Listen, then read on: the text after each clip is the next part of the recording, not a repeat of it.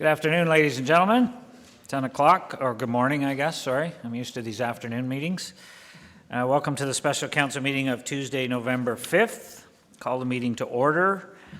I'll ask for a motion that the agenda for the open session of the special council meeting of Tuesday, November 5th, 2019 be adopted as circulated and with the following amendments. Addition of item 5.1 is a presentation from direction regarding development charges bylaw update from Adam Found, our manager of corporate assets. And item 5.3, a memo proposed direction for new development charges bylaw incenting job growth by myself, Mayor Latham. So if I can get a motion, moved by Councillor Helmsley, seconded by Councillor Richardson. All in favor? That's passed. Thank you. Is there any disclosure of pecuniary interest in anything on today's agenda? Seeing none. Item 4 is our statutory public meeting regarding proposed development charges bylaw. Item 4, the city is undertaking the process to replace bylaw 2015-224, being a bylaw to impose development charges in the city of Kawartha Lakes. As required under the Development Charges Act, a public meeting is being held on the proposed development charges bylaw and its underlying background study. So we'll move right into item 4.1, which is a proposed development charges bylaw and background study presentation from Adam Found, manager of corporate assets, and Andrew Grunda from Watson and Associates. Welcome, sir. Thank you, Mr. Mayor. I'll be very brief, I think, with my opening remarks, just sort of to set the stage for council and for those who are in attendance today. It is a statutory public meeting on our proposed development charges bylaw, and as part of that, we will be providing a presentation, or actually Watson will be providing a presentation on the DC study and the proposed bylaw and related matters. And then I understand council will then consider correspondence and any oral representations that may come after that. What I want to do at this point is just to sort of update council on how things have proceeded so far, especially with regards to working with Watson in the Development Charges Task Force. I really have seen nothing but the highest levels of professionalism with regards to both of those groups, both Watson and Associates and the Development Charges Task Force. They've worked very productively with each other, and from staff's point of view, we think that having the process encapsulated with the Development Charges Task Force has really proven to be beneficial to the entire process. So with that said, I'll turn things over to Andrew Grunda, who represents Watson and Associates, and he'll take it from here.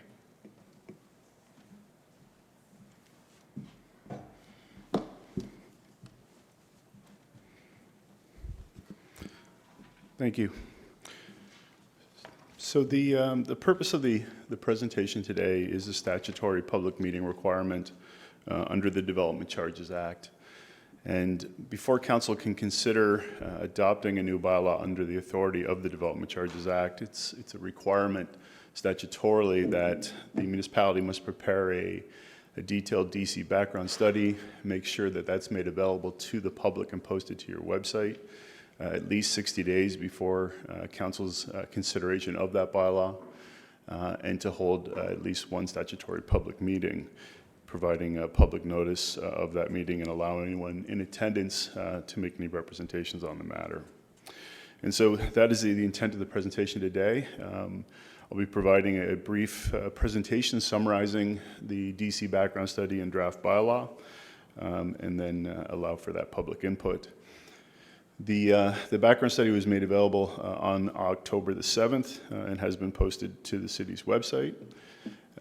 As you'll see detailed in that DC background study, it summarizes the legislative requirements under the current Development Charges Act, which is set to be amended once Bill 108 is fully proclaimed, which we anticipate to occur next year, where municipalities have to comply with those changes.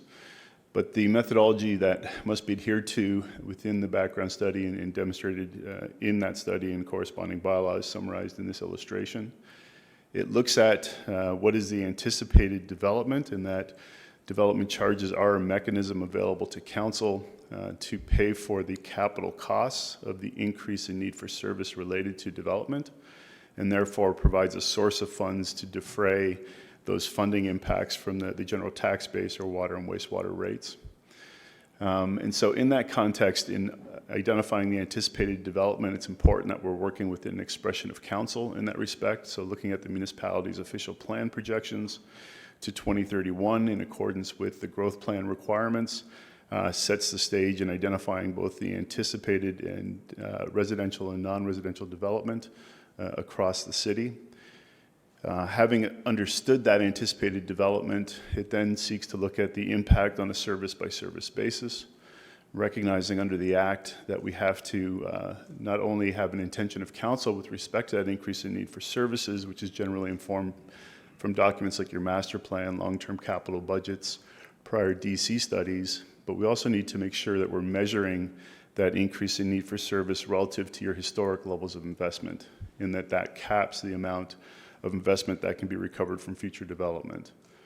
And so having understood what those needs are, the requirement of the Development Charges Act is then to identify the specific capital projects that would fulfill those needs and what share of those projects could be funded through this mechanism.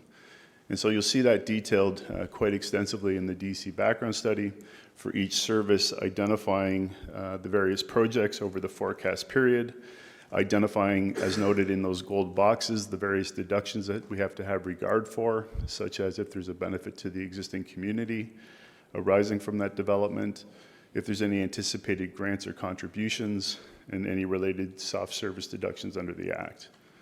So that approach allows us to determine what the net capital costs are that would be funded through the bylaw over the duration of that forecast period. And then there's a number of policies that would govern its imposition and how those would be recovered.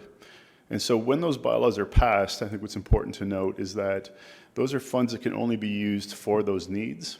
So those funds are collected, deposited into a reserve fund. That reserve fund then is a source of funds that council is considering to pay for those projects when they come through your annual capital budget. And so with that overview, again, as you'll see documented in Chapter 3 of the background study and in Appendix A is the corresponding growth forecast. The growth forecast, as I mentioned earlier, is compliant with the growth plan projections to 2031 that reflect the municipality's current official plan. That source of estimate is expecting that the city's current dwelling units, that is permanent dwelling units and half of the seasonal dwelling units that currently exist today, totaling about 36,000, would increase by about 10,800 additional dwelling units citywide, both in the urban and rural areas, increasing to about 47,000 dwelling units. And correspondingly, with that increase in growth, it's expected that the population of the municipality would grow from just under 90,000 today to about 110,000 by 2031. Also, as you'll see summarized in the table and in the background study, the majority of that growth is expected to occur in the urban service area of Lindsay, representing about 60% of that anticipated development. Similarly, you'll see summarized the non-residential growth forecast, which looks at the corresponding land that's expected to occur through development activities in the form of industrial, commercial, and institutional types of development. Again, based on the underlying growth strategy of the municipality to 2031, it's expected that those current employment jobs would increase from about 17,000 to just over 20,000, or about 3,000 in total. As you see, the majority of that employment growth is expected to be in the form of commercial types of development, representing about 2/3 of the overall projection. And also, as we see reflected in that increase in employment, the majority of that would be within the urban area of Lindsay, again at about 76%, or about 2,300 additional employees in projected growth over that period.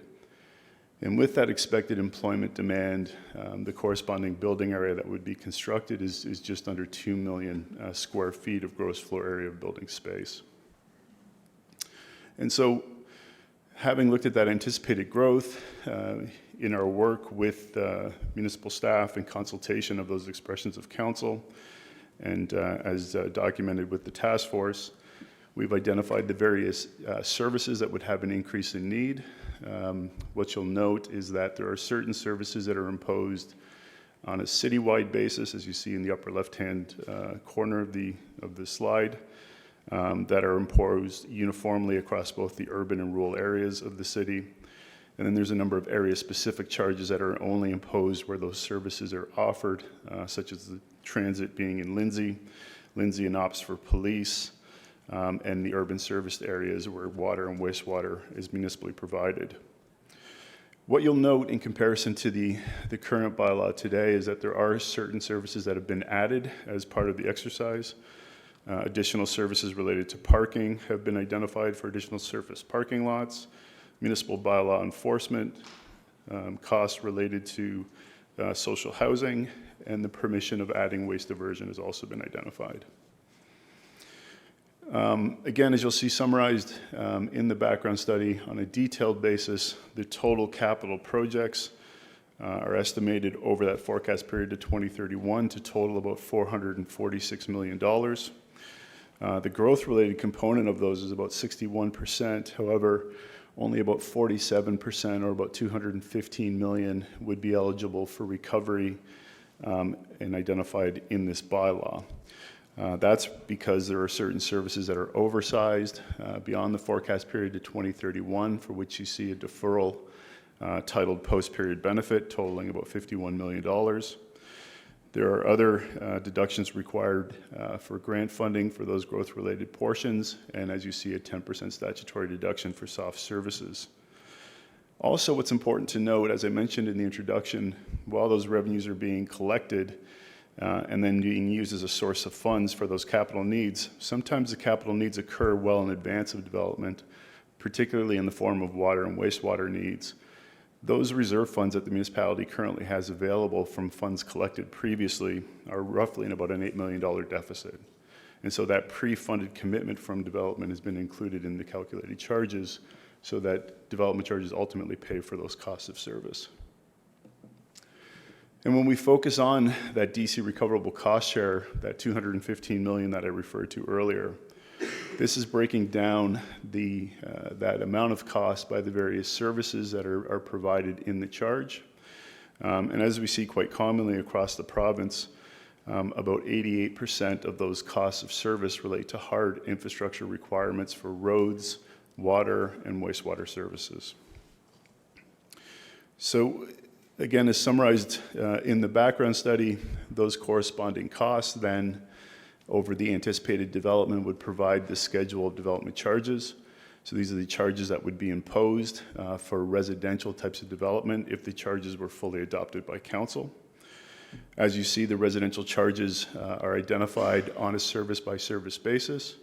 It also delineates at the bottom of the table which of those charges are applicable within the urban areas of Lindsay, the urban area of Lindsay denoted as the Northwest Trunk area, other urban service areas such as Bobcaygeon, Fenelon Falls, and Omemee, and then the rural areas reflecting the fact that OPS has contributes towards police services, and then the other rural areas that wouldn't have municipal water or wastewater or some of those other services as well. If we refer to, again, where the area of growth is most expected, that being in the urban area of Lindsay, what you see is that the charge is delineated by residential dwelling unit type. So for example, the proposed charge for a single and semi-detached residential unit would be about $25,400 per unit. If what was being constructed in that jurisdiction was a small apartment, being a bachelor or one-bedroom apartment, the charge would be $11,484. And so what that's reflective of is the underlying occupancy that we typically see exhibited in those residential units so that the charges are equitable on a per capita basis.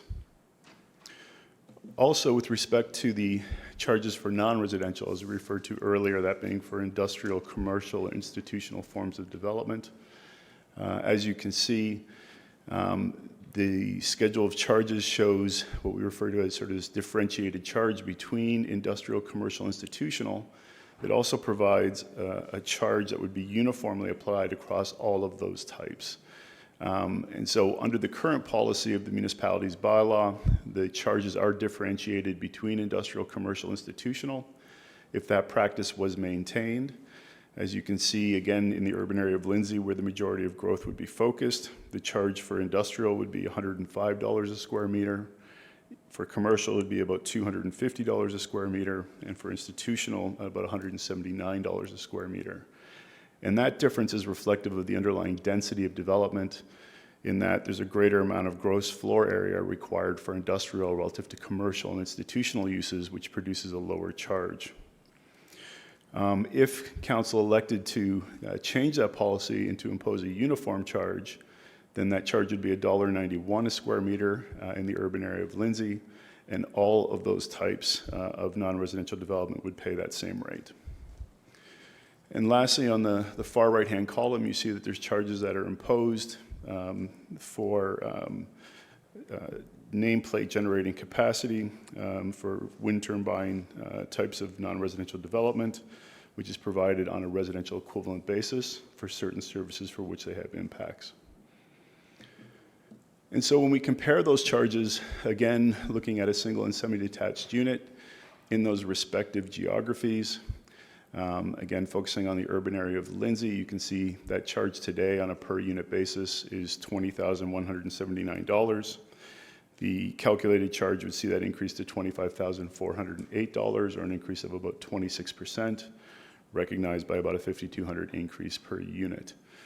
When we look at that increase, largely what that's reflective of is some significant increases in wastewater treatment costs, reflective of the phase 2 expansion of the Lindsay wastewater treatment plant, increases in costs related to roads, parks and recreation services, and then the introduction of some of those new services that I reflected earlier. And so on a percentage basis, what we can see is that for a single detached unit across the city, the proposed charges would see an increase ranging from about 24% to 36% in the municipality. I'd also note that the Northwest Trunk has additional charges that are imposed in Lindsay under the Northwest Trunk Municipal Act charge that are applied in addition to those. The non-residential charges, again, what we see is the current rates and the calculated rates with the differentiated charges identified on the left-hand side of the slide, the right-hand side indicating what the impacts would be if the uniform approach was applied. So again, if looking at the area of urban Lindsay, the current industrial charge today is $89.54 a square meter. That calculated rate at $105.68 a square meter would represent an increase of about $16.14, or 18% increase. Again, if that differentiated charge was maintained, commercial institutional would increase by about 23%. If a uniform charge, however, was imposed under this bylaw and the charge of $191.29 per square meter was imposed within urban Lindsay, what you see is that the commercial charge would actually decrease by about 6% from where it is today. Institutional would increase a bit more than the differentiated charge at about 31%, but the industrial charge would increase quite significantly at about 114% from its current rates. And so to provide a bit more context on those impacts, what you'll see included in the presentation is a municipal comparison of development charges, which reflects not only the city's charges for those respective areas as indicated by the arrows and the numbering and the legend, but also the full charges that are imposed in those other jurisdictions. What you'll also note is in this comparison, we've included the total DCs that would be payable, recognizing that not only lower tier municipalities, but upper tier municipalities and school boards have the ability to pose those types of development charges. And so again, indicated by those with the number 1 in the arrow, we see the current charges in urban Lindsay today at about $20,000, increasing to about $25,000. That respective positioning would stay largely unchanged, moving just past that of Orillia, more comparable to those charges that are imposed in Cavan, Monaghan, and the East Cobourg area. By comparison, the charges in Peterborough are approximately $30,000 a unit, In the GTA areas of Durham, we see Brock at about $46,000 per unit, and in York Region, Witchert Stouffville, total charges numbering about $91,000 a unit.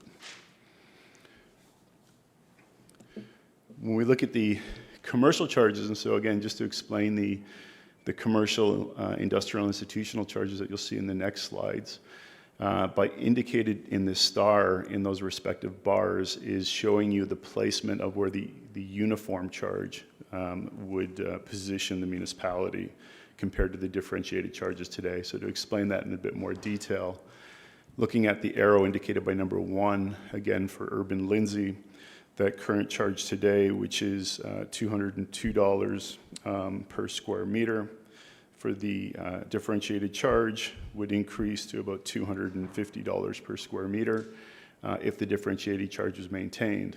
However, if the uniform charge was considered to be imposed, that bar would only increase up to where that star is that you see in number 1, and that would be a rate of $191 per square meter, so largely consistent with your current placement today.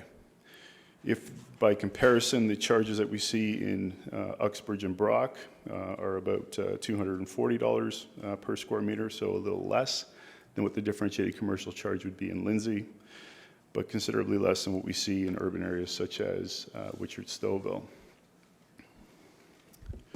The non-residential charges for industrial, obviously what we see is the inverse of what we saw with commercial. The star indicating that the uniform charge would place industrial development more comparable to those rates that we see in areas of Ramara and higher than those areas in Durham Region. By comparison, the differentiated charge is still keeping the same relative position where it is today generally. And lastly, with respect to the institutional, what we see is that the institutional charges would see that increase in Lindsay moving past the charges today in Scugog, but keeping its same general relative position to where it is currently today if the charge of $191 per square meter was imposed at the uniform rate or the $176 at the differentiated charge. So with those explanations of the calculations and the comparisons, the bylaw that's included in the background study also considers the corresponding policies to implement those charges.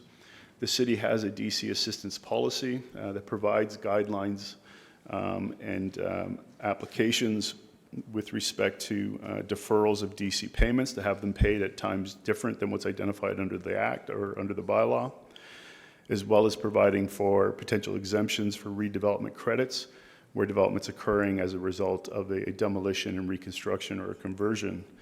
The reason why the city has a DC assistance policy is that it gives council a bit more flexibility to monitor those development activities and to provide those types of considerations to assist development without impacting the bylaw itself. And in the major policies that you see identified in the proposed bylaw, identify maintaining that roads, water, and wastewater may be acceptable at the time of subdivision agreement or consent, that for all other services, those charges are payable at the time of building permit issuance, which is the default mechanism under the Act. As I mentioned earlier, the city's DC assistance policy provides some assistance in that regard, allowing for the deferral of the imposition of charges for residential to the time of occupancy as opposed to the time of building permit issuance. It also allows, if there's high density residential development, to enter into agreement where 50% of that charge would be payable a year and a half after the agreement, or 3 years, and subsequent 50% 3 years after that agreement is signed. Also, it allows for the deferral of high density to the registration of condominium or occupancy, and also provides for incentives in terms of deferrals for non-residential up to 3 years, being the maximum period that they could defer those payments from the date of building permit issuance. Also, the charges that are presented to you are denominated in 2019 values. Those are indexed on January 1st of each year. That allows those charges to keep pace with capital cost inflation, minimizing those impacts in subsequent bylaw reviews. Also, what you'll see identified in the DC policies is the statutory exemptions under the Act are witnessed and maintained, such that if industrial development charges are imposed, they cannot be imposed if the development is only expanding their existing building up to 50% of its floor area. It also provides exemptions where there's intensification within an existing residential unit, allowing for single detached units to have exemptions for adding 2 additional units within an existing building. And lastly, it also recognizes the exemptions in place so that municipalities do not impose development charges on themselves, other levels of municipal government, or on school board developments in your jurisdiction. The non-statutory exemptions, which council has discretion over, again, are being maintained, recognizing that DCs would still be exempt on developments for places of worship, not-for-profit hospices, public hospitals, cemeteries, and related burial sites and crematoriums. Also, agricultural development, model park trailers, and municipal housing development would also be exempt as discretionary exemptions under the bylaw, maintaining your current practice. And lastly, with respect to redevelopment, as I mentioned earlier, development can occur on vacant land. It can also occur as a result of a demolition or a conversion of an existing property. What's common in DC bylaws is to allow for a credit reflecting what is being replaced as not being charged again. So for example, if somebody was demolishing a single-family home, replacing it with a 6-unit townhouse, while the charge would be calculated for a 6-unit townhouse, they would receive a credit equal to the single detached unit that was being replaced, and only the incremental amount would be imposed. The DC assistance policy, as I mentioned earlier, provides again for further consideration to the 3-year period that's witnessed, recognizing that if a development cannot be redeveloped within 3 years of the demolition, under that policy, that may be extended if considered by council to be of a public interest for a derelict building, or to a maximum 3-year period where it's be committed to be redeveloped in a timely manner can be demonstrated. So that concludes a summary of the background study and the policies of the proposed bylaw. In terms of next steps, obviously, is to receive input from the public on the matter, for council to give any consideration to any further amendments or adjustments that may be required before that bylaw and background study come back to council on December 10th for the consideration and adoption. It's expected that with its adoption on December 10th, these new charges would be effective on January 1st of 2020. I think there would be some further policy to that spoken about later. And then also, as I mentioned earlier, with the amendments arising from Bill 108, municipalities will have to look to transition under that guidance, as we expect currently, to January 1st, 2021. And so this will be back before council in the next calendar year as well. And that concludes my presentation. Thank you, sir. We'll see if there's any questions. We have a motion to receive. Councillor Elmsley and Vale. Go ahead, Councillor Elmsley. Thank you, Mr. Mayor. Through you to Mr. Grunda, thank you for coming today. Thank you for the presentation. I know we've probably flogged this horse to death many, many times, but it has to do with the anticipated growth and the figures we must use from the province. And of course, we've never achieved those rates of growth historically. And I'm just wondering, I know we've talked about not achieving it, but the fact that we have to put them in there, what is the downside of not meeting those? Is it just that we won't have the amounts of money in the reserve, or are there other things that are a downside to that? That's a good question, yeah, and that was an item, obviously, that was discussed quite a bit with the task force about those projections. And so to be clear, what development charges are, again, is a mechanism for council to defray those costs of capital. And we have to work within those expressions of council in terms of this is a funding source that is being provided for your consideration within the context of those plans. So within your official plan, the corresponding master plans in which the city is anticipating to meet those increase in needs, this is a source of funds that could be used to help pay for some of those costs. If growth doesn't materialize as projected, which we've seen historically, what that means is there's less money coming into those reserve funds to pay for those capital costs as they occur. So in a perfect world, the capital cost being growth related would delay if growth slows down. However, as we see in the city here in particular, some of those capital needs for things like water and wastewater are required to be built in advance of the growth occurring. And so you're making those capital investments and you have those obligations in terms of funding from the DC Reserve Fund occurring in advance of the growth, the building permits coming forward to pay those charges. So as we see, what that's caused the municipality to do is to take on more debt, right? So you have $8 million roughly in deficit in the reserve funds today, which is reflective of those debts that you're taking on. So the fact that we're using those projections and we're looking at the needs relative to those projections doesn't mean the rate itself is incorrect, because we're looking at the total cost over the total growth. If anything, there would potentially be upward pressure on those charges if a lower growth outlook was considered because of the $8 million in investment that you already have to satisfy from those, as an example. So the reality of it is that the revenue coming into those reserve funds will be slower. And what the city has to do is manage the timing of that spending to try and better align it with the anticipated development that's occurring. And if that can't be managed away, because, as I mentioned earlier, sometimes those big infrastructure projects are required early, then it's a consideration of how much debt the municipality can take on. And the thing that's important to bear in mind is that debt also competes with your available debt capacity for all municipal services. So this is just one portion of those services, which is facilitating growth. There's also all the asset management and capital needs that you have generally that may require debt. And so they're all competing for debt money in that respect. Thank you. The other thing that occurs to me at that is if a project is in the background study for the DCs, then it must be completed within the time period of that DC study. Is that not correct?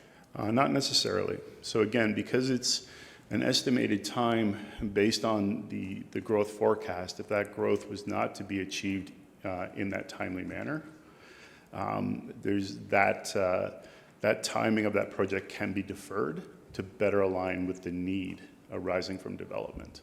Also, the reason why municipalities commonly or have to undertake DC bylaws every 5 years to be updated is that those needs can change, right? And so as the demands of that growth changes over time, as your master plans are reflecting those changes in need, that's why the DCs are continuing to be updated, so that it's accurately reflecting what the requirements of the development would be. Thank you. Just moving on to something else. In the slide you had where it showed institutional rates, and at the top there was a little green portion that speaks to education. But education is a statutory exemption, and I'm just wondering why. Maybe it wasn't in it. It may have been industrial, or. Yeah, so maybe to explain, so what this is indicating, and if we look at, a good way of illustrating this is with the residential charge. So you'll see in the residential charges at the top, in that green shaded area, is the portion of the charge referred to as an education development charge. What that is that boards of education within your jurisdiction may impose a development charge just like you impose a development charge for your services. What those development charges are going to fund, though, is the need for additional land to construct future school sites, right? So what that's showing is that, for example, in some of these municipalities, they're imposing a charge on residential development that would be collected and used to pay for those future school sites to construct new schools in those jurisdictions. But we don't fall into that category? But those are currently not provided for the school our- boards within the City of Kawartha Lakes. And in your opinion, should they or should they not be? That's a decision of the school boards, and it's really based on what they're seeing demographically and whether they have sufficient school sites to accommodate that, or whether they need to expand that supply. And would that, if it was a component of the DC study, would that in itself be a liability and possibly a debt to the municipality, or would it be solely on the school board? It would be solely the responsibility of the school board. Great. I don't know if you've heard this argument, and I don't subscribe to it necessarily, but I'll throw it out there, that we would be better off providing incentives to build estate lots in the rural areas, because then we don't have to provide much or any infrastructure, but we still get to collect the DCs. Is that any type of sound reasoning, or is it a fallacy that has just arisen? Again, I think the answer is that it depends.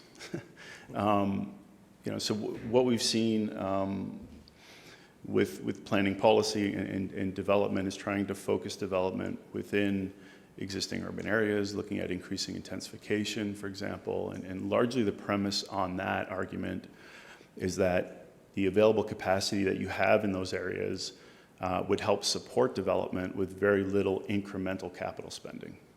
And it's meant to discourage sprawl, which might be extending to estate residential lots, for example, because the need to expand distribution and collection systems, for example, may be costly, right? Or more costly alternative.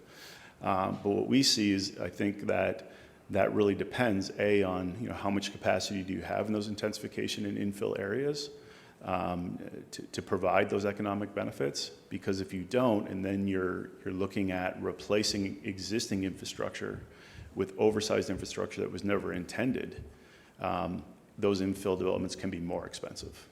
So I don't think there's a real definitive conclusion on that. I think it really depends on your available infrastructure in your respective municipality. Thank you very much. Thank you. Councillor Riley had a question. Just a reminder to everyone that this is a public meeting to hear from the public. So we're dealing with the report at item 5.2, but if you have a question on the presentation, please go ahead. I'll try and keep it brief and keep it on track here. Could you elaborate a little bit more? I know we've talked about the growth before. A little elaborate what the potential for Bill 108 could be. Just give me a quick snapshot. Sure. So Bill 108 amends multiple statutes. The two that particularly apply in this case is the amendments to the Development Charges Act and correspondingly the Planning Act.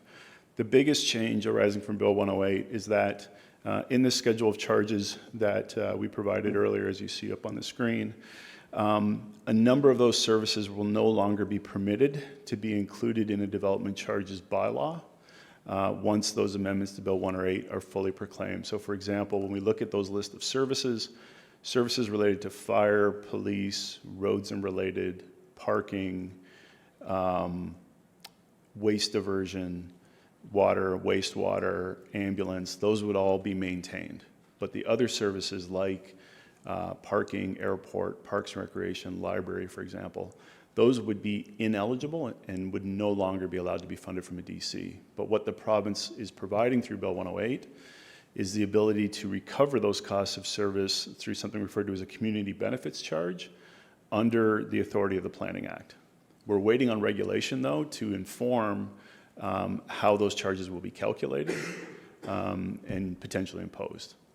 One thing that we do know from the current draft regulation is that those community benefits, so while a development charge is up to council to determine, based on that background study, what the appropriate rate is, and that's entirely within your jurisdiction to do so, under a community benefits charge, the province can prescribe a maximum rate. And what we understand is that they will look to do so. And what we don't yet know at this point in time until they do so is that going to have a funding impact to municipalities? So if they impose a maximum charge that's less than what you would need to fund your requirements, then that means you have a limited funding source that you're going to now have to consider where you're going to get those alternative funds from. Thank you. I have a couple of real quick questions. While you're on Bill 108, one of the things proposed was a 6-year payment plan for non-residential. Do you know when that's going to take effect, when Bill 108 in 2021, or is that beginning of 2020? Yeah, so again, we're waiting on regulation to definitively inform us of that. What we do know at the moment is that under the draft regulation, this transition whereby municipalities would have to transition those soft services out of the DC regime into the community benefits charge would have to happen no later than January 1st, 2021. Our expectation is that when those amendments are done to provide for that, the other amendments arising to the Development Charges Act, like the installment payments, would occur at that time. So the thinking is that once we have the regulation, sometime in 2020, when council transitions to amend the DC bylaw and impose a community benefits charge, that amendment to the DC bylaw would also include adding in those installment payments. So the changes to Bill 108 for the DC will all sort of happen at the same time?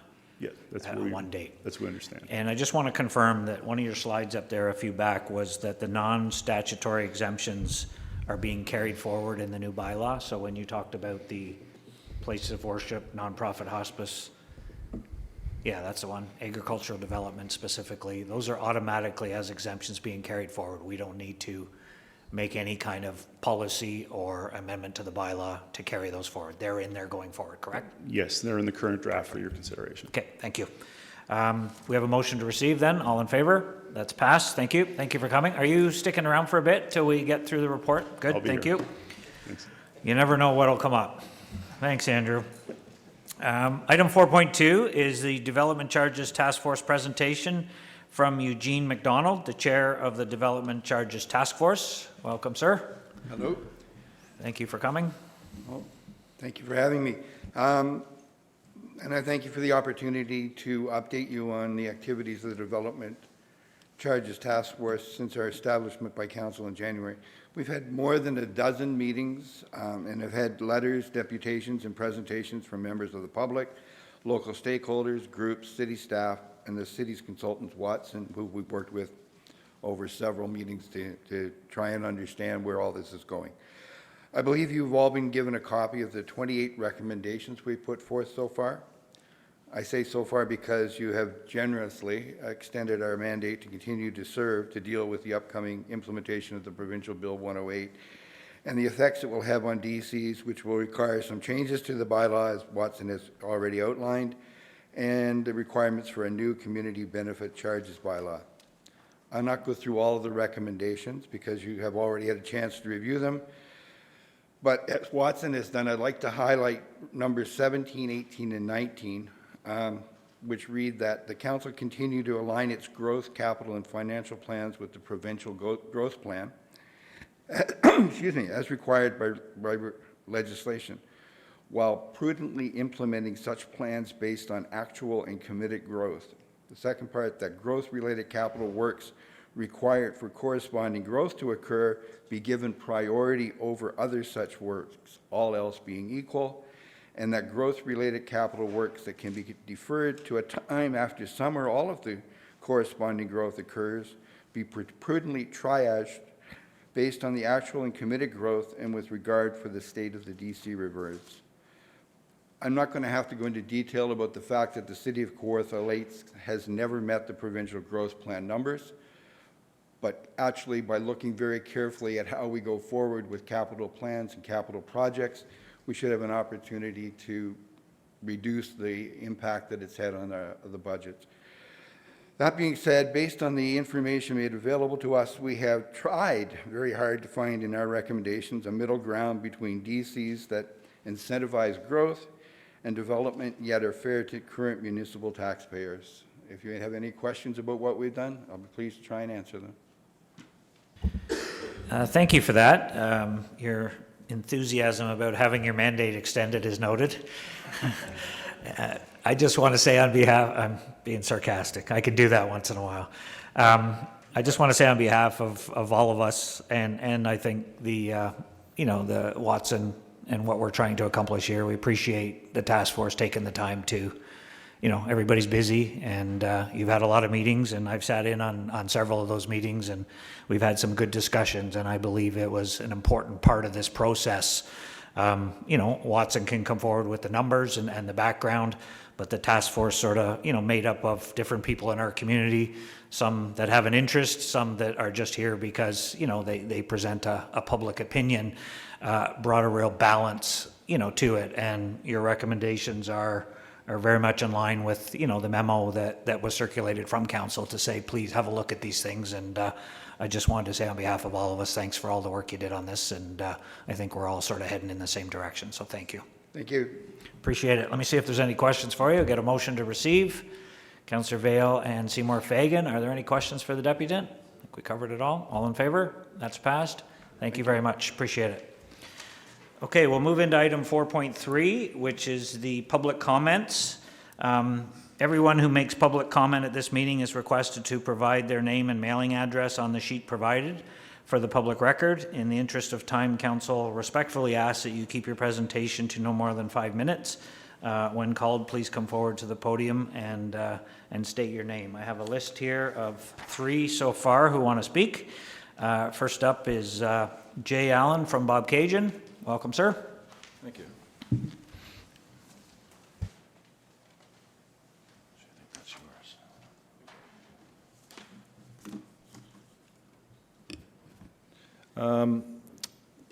Thank you, Mr. Mayor, and through you to city councilors and staff. I would like to firstly... Sorry. Don't usually get these options. Firstly, thank you in this opportunity to speak today in regarding to the proposed DC bylaw and the supporting background study. I hope you've all had a chance to read my letter dated October 30th, which was submitted as a part of this amended agenda. If you haven't, I suggest you take time to read it, maybe on a Sunday afternoon, because it's probably great reading. The letter is effectively a review and interpretation of the current proposed development charges background study. The basis of my letter and my major concern is that these studies are built on layers of assumptions, which then generate further assumptions that are then used to determine forecast and an outcome, or in this case, projected DC revenues. Revenues to which the municipality and the related departments within use to determine budgets and capital projects funding for the related forecasting period that will be needed to support the forecasted or assumed population expansion, in this case through 2029-2031. And it really starts with the population assumptions. As we know, we've talked about this several times. I think it's, as you said, been beaten to death.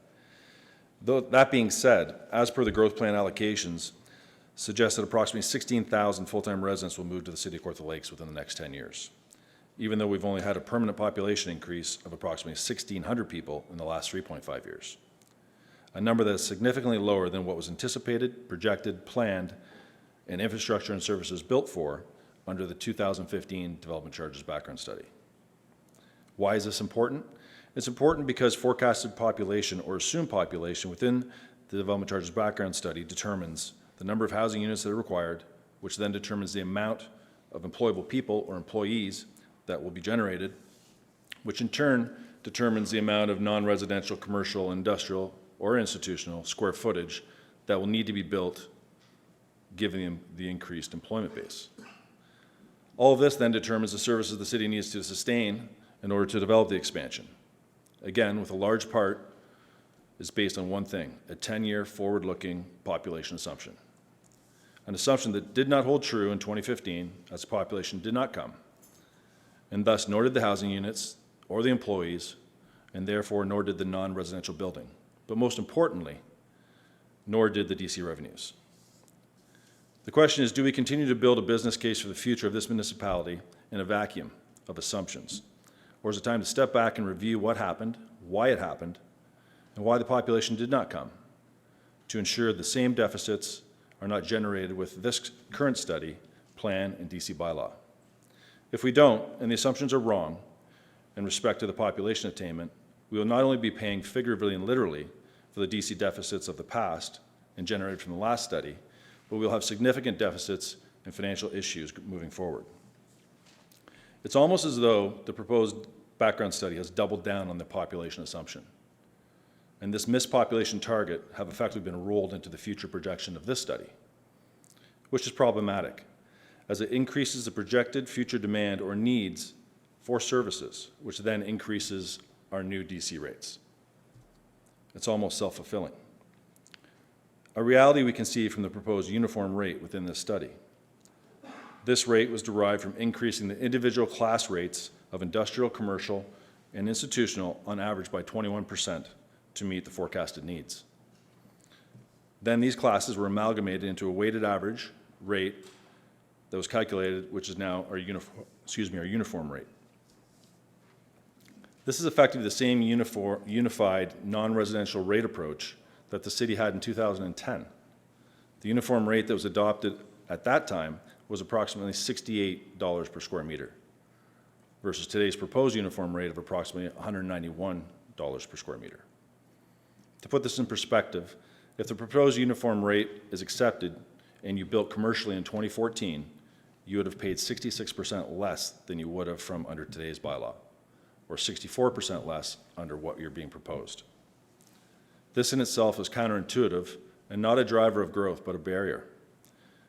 If we want growth, we need to reduce these barriers of entry for non-residential and residential builds, not increase them. There needs to be revenue balance in order to create a sustainable revenue model for this municipality, which includes industry, general population, and businesses that support that population. Meaning the one-time upfront DC rate should not be one component of the revenue model, should only be one component of the revenue model, and should not take precedence or hinder the ability of the city to achieve the general taxation revenue, as taxation revenue in household terminology is what pays the bills. We as a municipality are in effect a business, and therefore we are in competition with our neighbors for the same customers, those being industry, businesses, and the general population. It is time to get creative, drive growth, and unleash the revenue potential contained within the existing and built infrastructure, which in turn will reduce our deficits. Now, this is a good segue into the second part of my letter, which dealt specifically with my business, self-storage. As most of you are aware, I've been here numerous times and bored you all in the past. I'll just ask you to wrap it up, Jay, if you can, in your 5 minutes. Yeah. Thanks. I've been granted a deferral on the applicable DC charges for our development until such time this new DC was enacted. We've had several meetings and presentations outlining that the current DC charges in relation to the building types that are being erected, being pre-engineered steel buildings, are unfair and unreasonable. The issue is that the current DC bylaw deemed all self-storage facilities as commercial regardless of their zoning, permitted use, or other site-specific requirements. Furthermore, even though the buildings are completely unserviced, they reside within a serviced area on industrial lands. After several letters, meetings, deputations with staff and council, and meetings with the task force, it was our hope that this would change. However, the proposed DC bylaw continues to deem self-storage within the definition of commercial, regardless of its zoning, permitted use, or site-specific requirements. And although the proposed weighted average uniform rate creates a little discount from the current commercial rates, it has dramatically increasing industrial and institutional rates. I do wish to thank the DC Task Force, as they did recommend that self-storage developments be considered industrial if a uniform rate is approved. Yet as the recommendation reads, this is only if the uniform rate is approved. If it is not, then I presume these developments will remain commercial regardless of the zoning or permitted use. If so, we would see DC charges almost equivalent to our existing charges, which are 48 to 45% of our development cost, an approach that remains extremely unreasonable and unfair for this class of building. Lastly, I would like to acknowledge that forecasting the next 10 years is not an easy task or a perfect science, and that population targets are just that, targets. Targets that have been provincially established, but that should be scrutinized based on factors that are relevant to our geography, the general and local economies, and the readiness to supply developers with buildable infrastructure. With respect to the DC bylaw, I personally would like to see a more creative approach that does not rely heavily on population assumptions to develop demand, which in turn ultimately determines our DC costs. Thank you. Thank you, Mr. Allen. Is there any clarification council needs on public comments? Seeing none, thank you for coming today, appreciate it. Thank you. Thank you. Next on the list is Curtis Osborne from Lindsay. Mr. Osborne, welcome. Just remind you have 5 minutes, unlike the previous speaker. Does this go even higher? Yeah, this high microphone's great. No, I appreciate the opportunity to speak, Mr. Mayor, and through you to council. My name is Curtis Osborne. I'm the Director of Finance and Operations for the Wilson Group of Companies here in town. Part of that is MVW Construction, Wilson Developments, and the Walnut Grove Apartments. I work for Mark and Don Wilson, and they've been living in Lindsay for a combined 116 years between them, not to give up Don's age too much here. Myself personally, I've lived in Lindsay for 2. I moved here from Vancouver. Most people ask me, you must be the only person in the world to move from Vancouver to Lindsay. My wife grew up here, went to Weldon, spent her whole life here. My mother-in-law is a principal. My father-in-law works for Commonwealth. You know, we're ingrained in the community, and I love it here, and I see a lot of potential. I was fortunate to get integrated with a company that does a lot of construction and development here in the community. Just this last year, we've built the affordable housing project over on Bond Street by the river, a fire hall in Bethany, a microbrewery in Fenelon Falls, and 38 condo units just on the corner of Victoria Avenue and Glen Elg. So a wide variety of building projects in the community.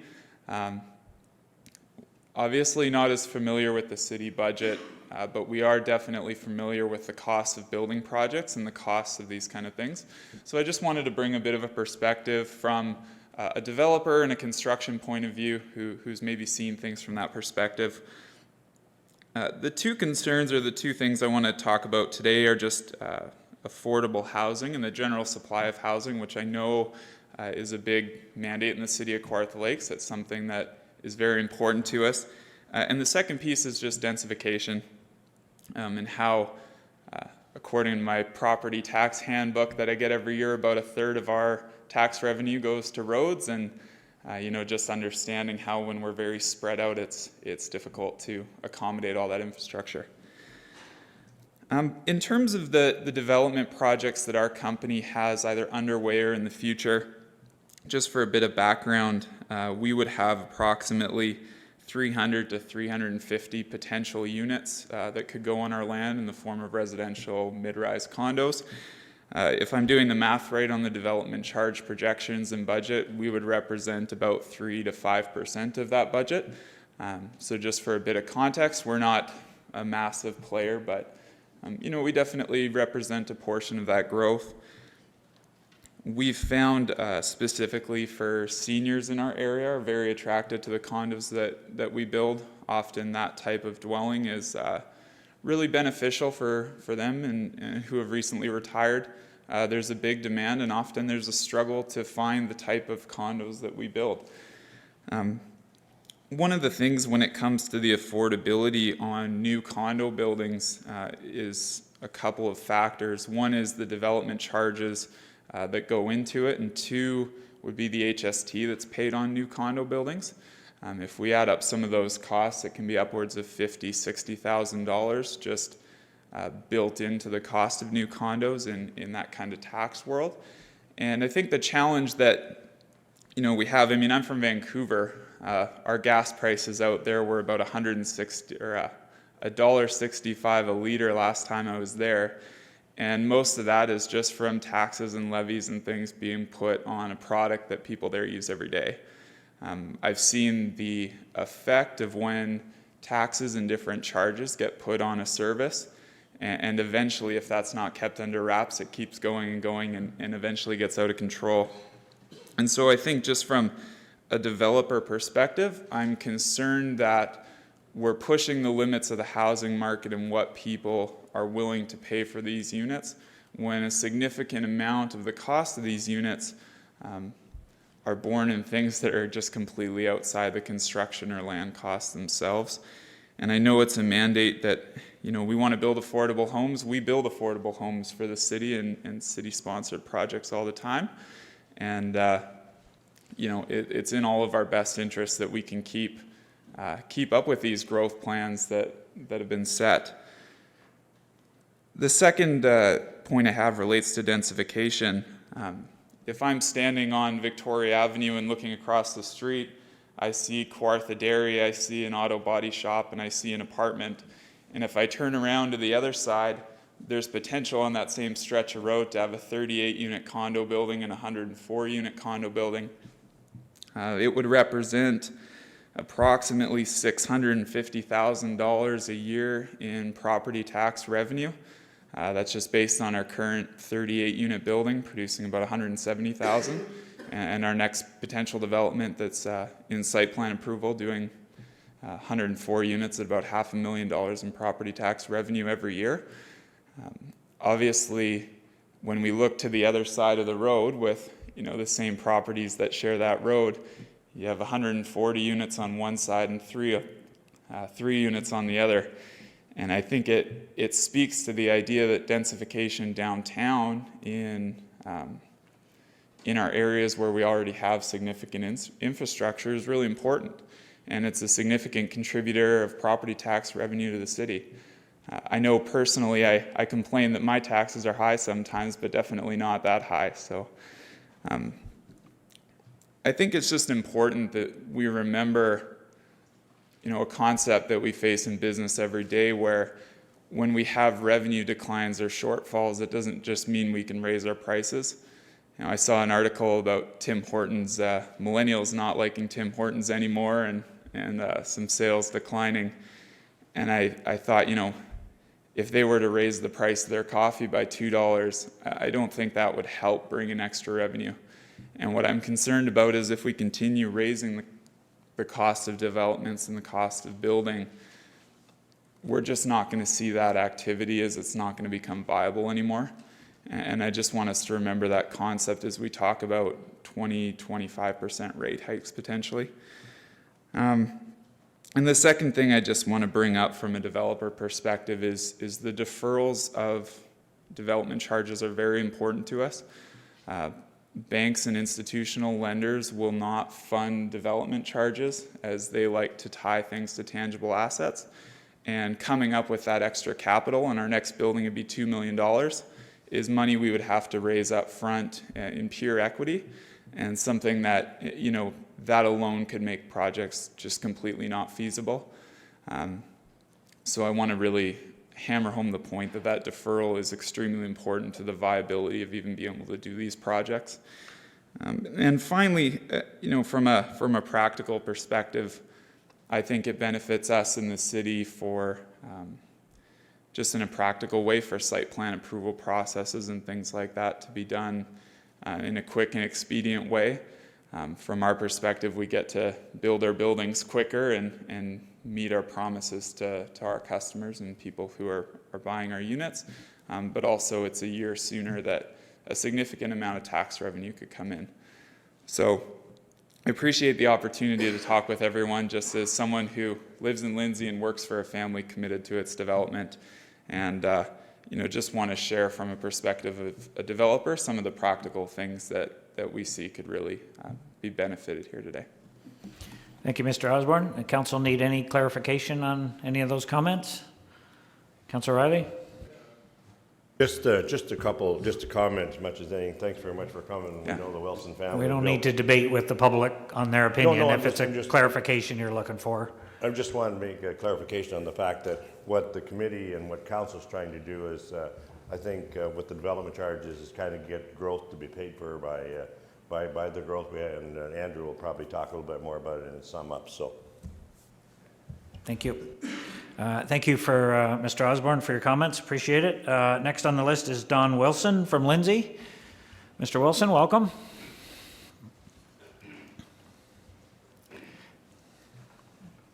Mr. Mayor, all those here, thank you for the opportunity of saying a word or two.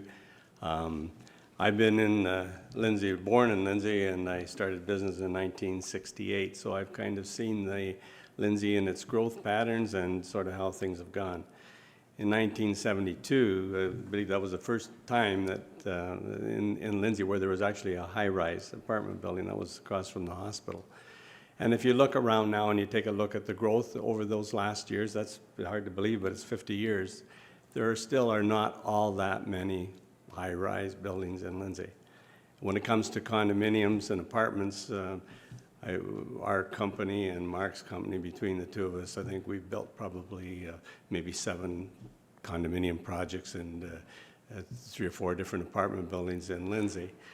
And there's been such a change. Like, my concern is the reality when I started in 1968, you could actually build these apartments, and it's no secret, but the budget figures were in the range of about $10,000 per unit. And now, a condominium, we're trying to desperately find a way of marketing this next condominium, and our figures are closer to $500,000. In 1968, there were no development charges, but for $10,000, you could build a building, build the land. So that's how far things have gone. So that's a little bit of a reality check. And we talk about growth, and I know that's been a concern here, and when does it become impossible? If I asked each one of you to put $500,000 out for a condominium today in Lindsay, some of you might just take a second look and say, that's just not feasible. We want it to be feasible. So I guess from where we are coming from, we just are requesting all the consideration.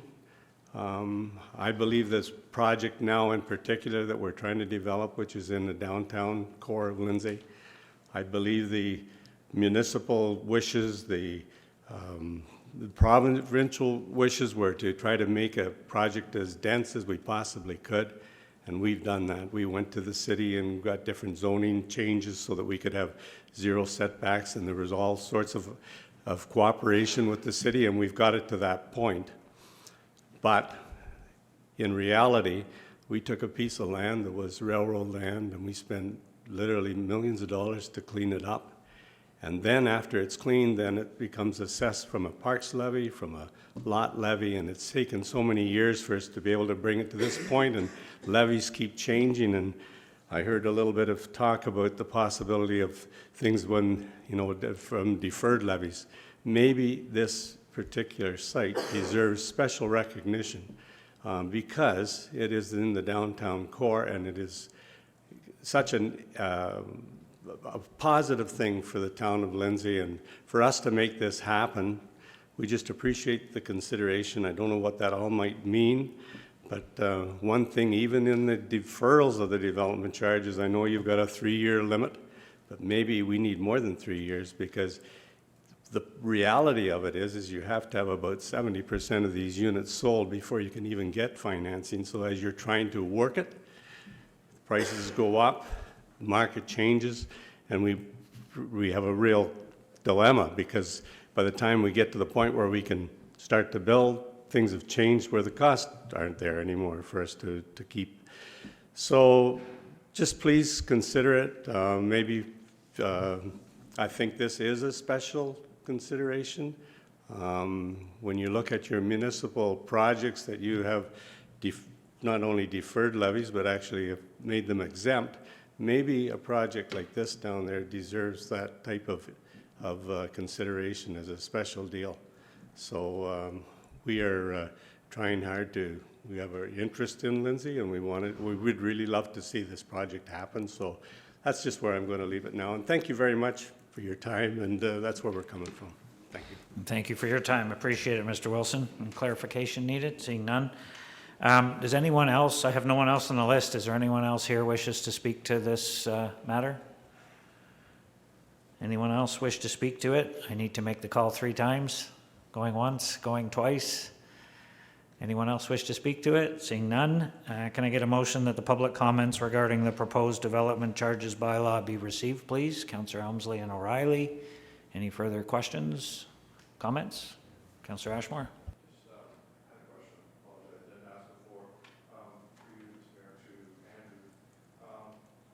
we'll just deal with that when we get to the report, Ron, if we can. This is just for the public comments, so, all right? We're going to get to the report. Andrew's going to stick around, so we'll get time for questions. So motion to receive the public comments. All in favor? That's passed. Thank you.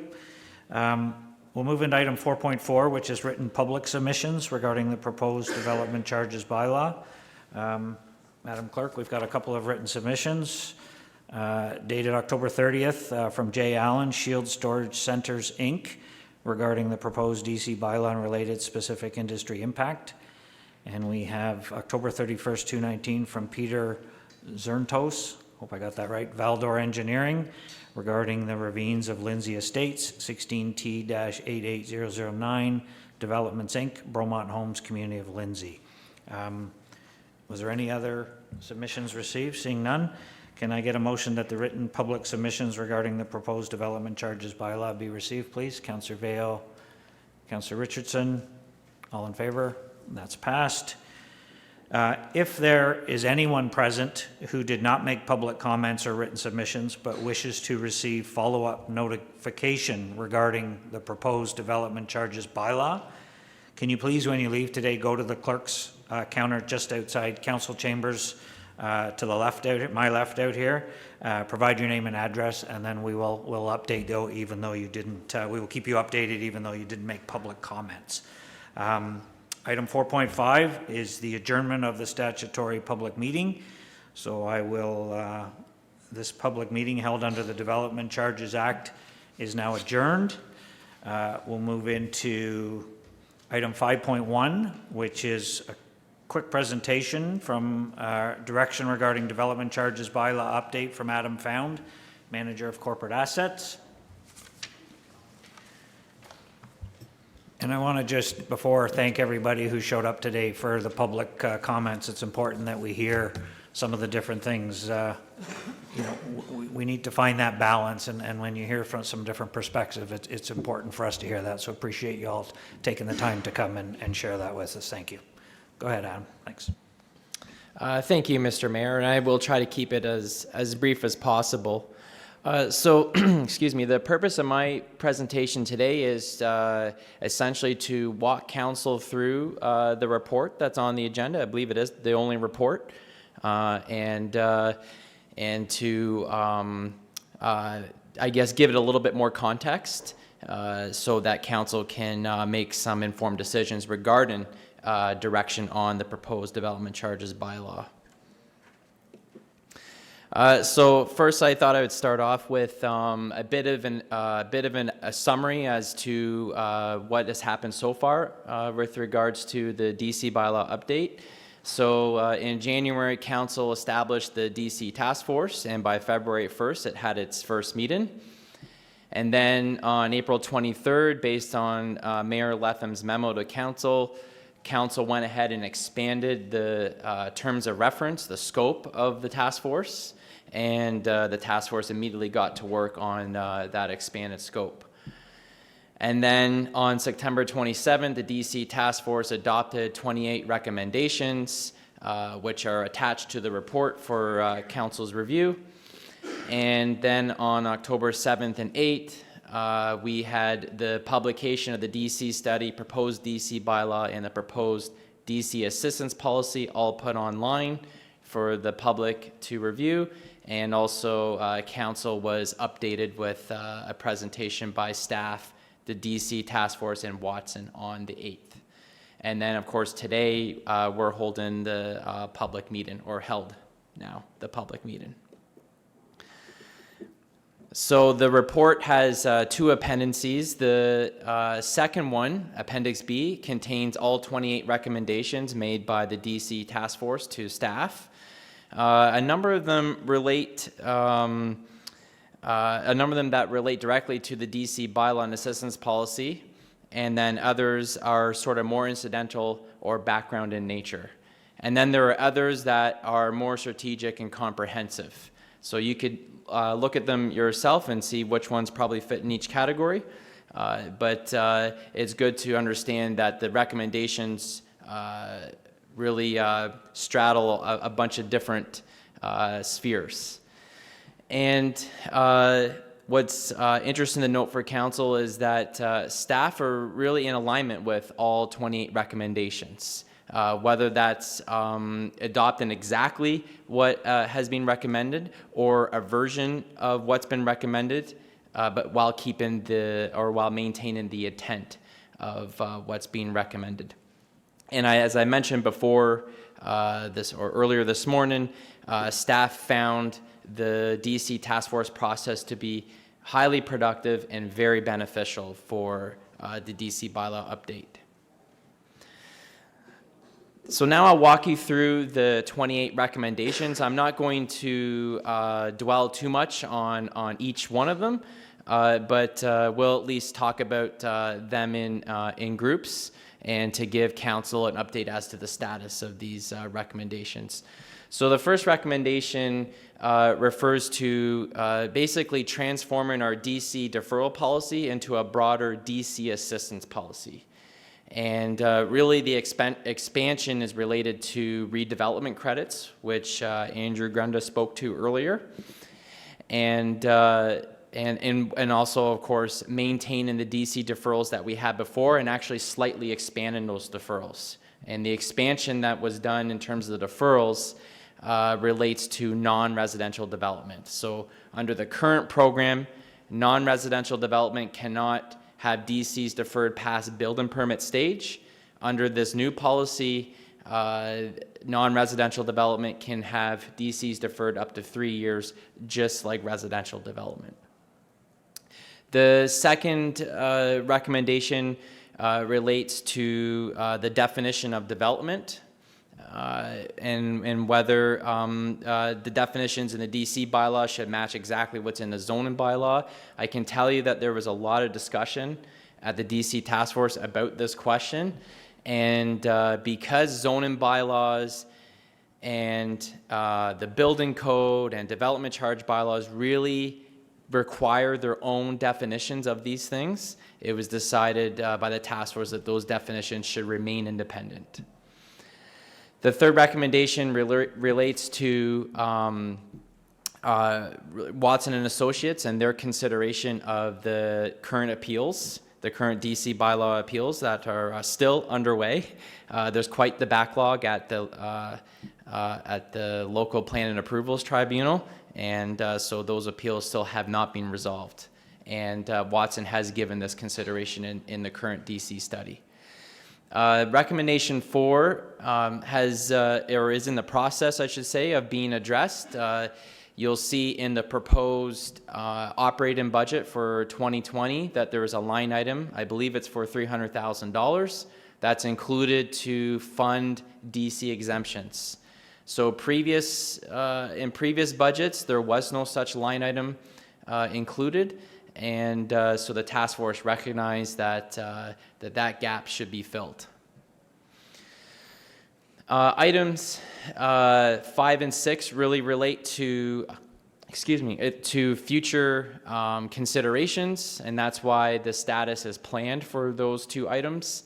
The first one, recommendation 5, relates to triage and growth-related projects, which the DC task force alluded to earlier this morning.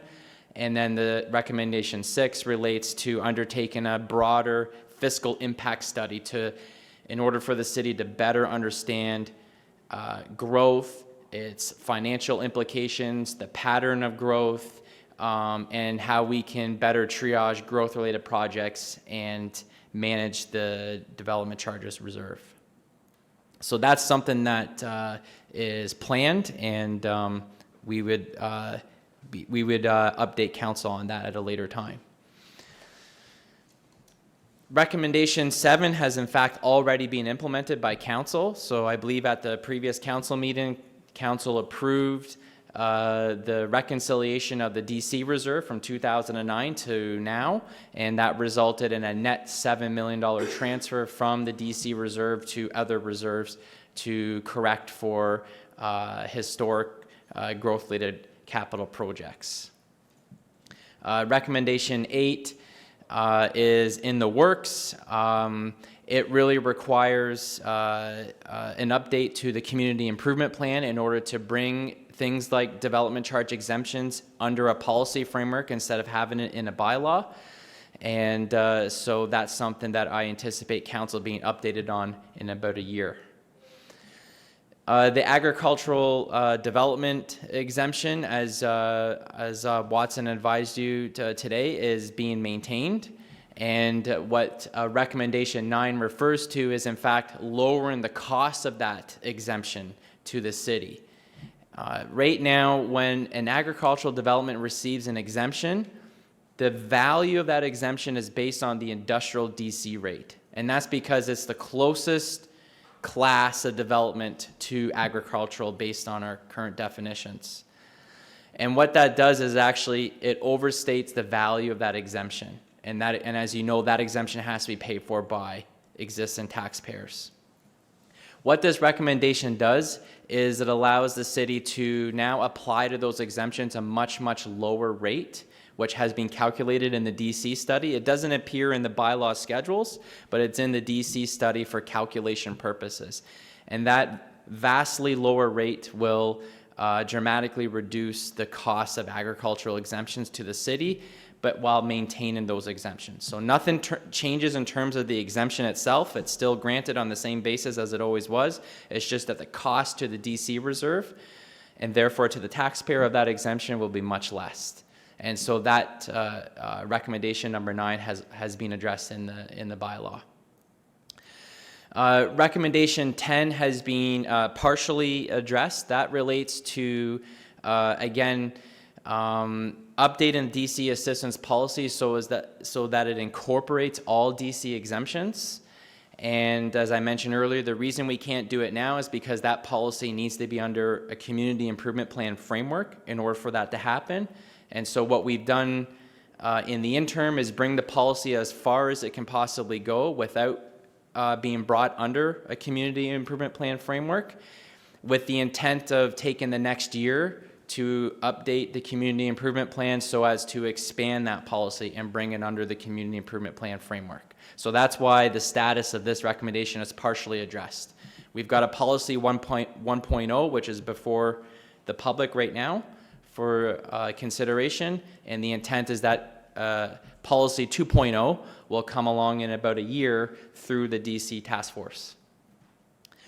Recommendation 11 is planned for exactly the same reasons as I just stated for recommendation 10, and that is to bring this new policy under the framework of a CIP. So this slide shows recommendations 12 through 16. Recommendation 12 has already been addressed. So it relates to the community benefits charge and the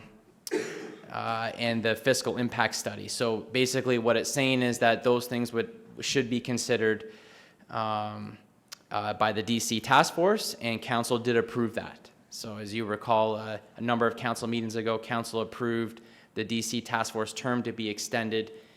Probably it'll be into Q4 next year in order for the task force to consider the community benefits charge, again, which was not known at the time the task force was established.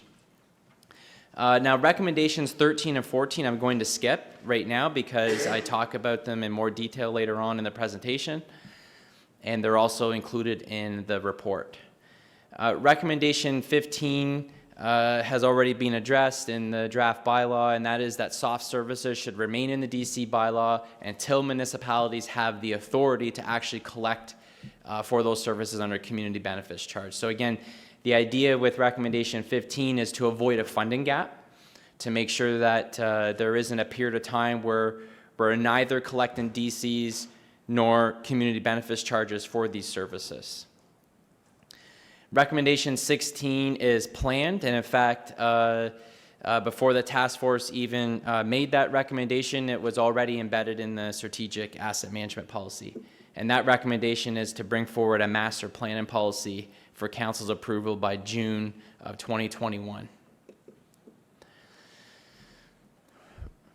Now we're on to recommendations 17 to 22.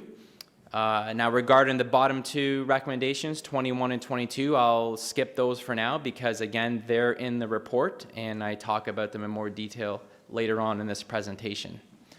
Recommendations 17 to 19 really reflect the comments that that Eugene made regarding the DC task force this morning. So they really relate to making sure that we triage the growth-related projects as much as we possibly can. We undertake those growth-related projects that are absolutely needed, and then defer the ones that are not as needed if growth doesn't materialize as quickly as planned. Recommendation 20 is planned because it relates to the fiscal impact study that is also planned. And I mentioned to you that recommendations 21 and 22 I'm going to defer.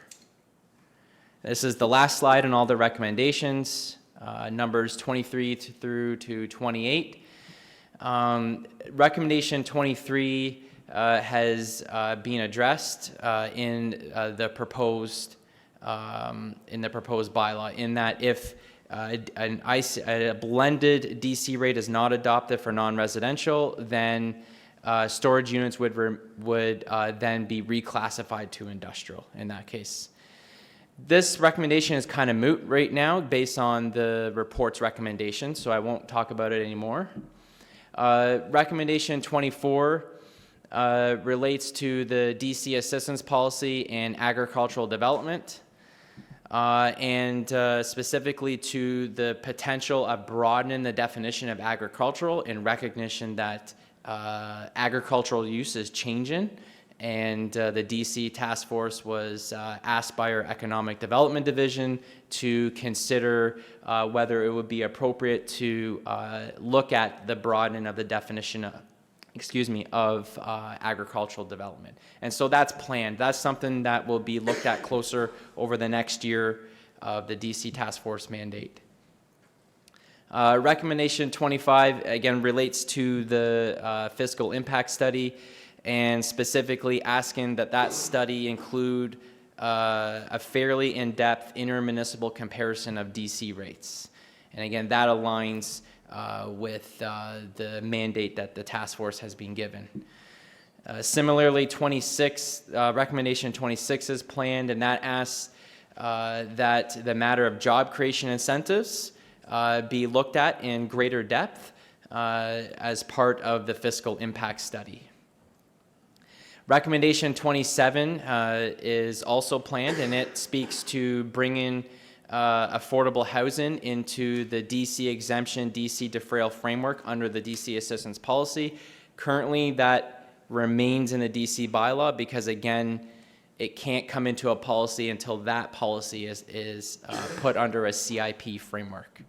And then the last recommendation, which has also been addressed, relates to redevelopment credits, and particularly to the notion of extending that redevelopment credit eligibility period under certain conditions. And earlier, Andrew walked through what those conditions are based on the current policy. The proposed policy, I should say. So I did promise that I would come back to 4 recommendations, which I glossed over in those tables, because they're the 4 recommendations that staff are bringing forward to review in greater depth in partnership with council at this time. So 2 of those are recommendations 21 and 22, and they really go together. They should really be thought of as one recommendation, because you wouldn't have the second one without the first one. So recommendation 21 calls for a merger of all of the non-residential DC rates into one uniform DC rate, with the intention of making the commercial DC rate more competitive.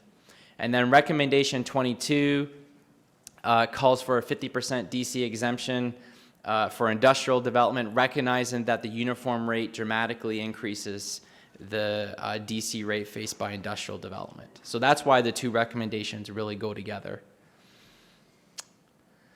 There's a typo here. Recommendation 22 on this slide should actually be recommendation 14, so I apologize for that. Recommendations 13 and 14 go together as well. So recommendation 13 calls for the DC bylaw to take effect on January 1st, 2020, with the intention of updating the bylaw by January 1st the following year to align with Bill 108. And then recommendation 14, so it shouldn't be 22, it should say 14 on the slide, that an owner with a development that's in the approval process be permitted to enter into a special agreement that would lock in the current DC rates and let those rates be, or let the DCs in that case be paid by June 30th next year. And the intention behind this recommendation by the task force was to provide some kind of transition for developments that are in the pipeline. And you'll see the staff report makes recommendations that, in our view, fulfill the intent of this recommendation, but in a much cleaner and what we think to be a much more generous way than what this recommendation provides for. So recommendations 21 and 22 are directly reflected in the report. So that means blending the non-residential DC rates into a uniform rate and providing that 50% exemption for industrial development. Recommendations 13 and 14 are reflected in staff's recommendation that the DC bylaw effective date be pushed out 3 months from January 1st to April 1st, with the idea that that would provide greater opportunity for developments in a pipeline to go through the normal planning approvals process to get their site plan agreements, their subdivision agreements, their building permits in order, and to lock in DC rates before they are increased with the new bylaw. The real benefit of that approach is that it allows those developments to still benefit from DC deferrals. Whereas under the DC task force recommendation, that the deferral benefit is not there. The DCs have to be all have to be paid by June 30th next year. Whereas under this approach, developments that come in before April 1st are still eligible to enter into deferral agreements with the city and defer those DCs out to as much as 3 years. So in terms of financial implications, really only recommendation 22 has a financial implication for existing taxpayers, because any exemption in terms of development charges under the Development Charges Act, they must be paid for by existing ratepayers in one way or another. If industrial development proceeds as it historically has in the city, then this 50% exemption is estimated to result in $199,000 a year in foregone revenue in the DC reserve. So that's $199,000 a year that would need to be funded by a ratepayer-supported source. So in terms of what lies ahead for the balance of this process, on November 26th, or around that date, we would expect the revised DC study, DC bylaw, and DC assistance policy to come out and to be put onto the agenda for December 10th. And December 10th, we're targeting for adoption of all of those documents. If council approves deferring the effective date from January 1st to April 1st, then the current DC rates will be indexed on January 1st, as they normally would, and those index rates would be in effect for the first 3 months of next year. And then on April 1st, the proposed DC bylaw and assistance policy would take effect. And then in about this time next year, we anticipate reopening the DC bylaw to pull out those soft services that have to go over to a community benefits charges bylaw, and then asking council to enact a community benefits charges bylaw at that time. So with that said, Mr. Mayor, that's my presentation. Thank you very much. Appreciate that information. Are there any, we'll get a motion to receive, Councillor Elmsley and O'Reilly. Are there any questions regarding the presentation? Councillor Elmsley?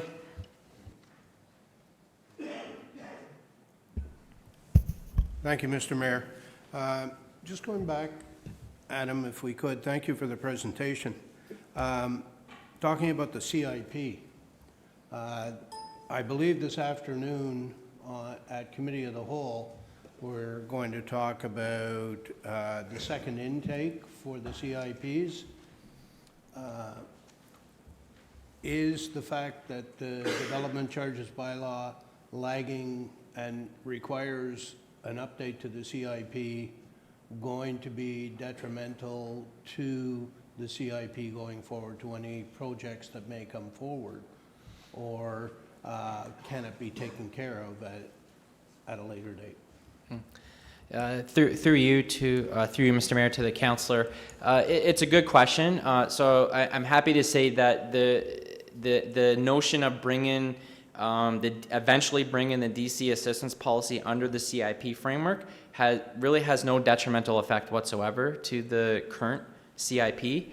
There's really, based on discussions with economic development staff, my understanding is there's really two ways of going about this. Either we could amend the current CIP, or we could actually have an entirely new CIP that would just work, that would work independently of the current CIP, that would be specific to development charges.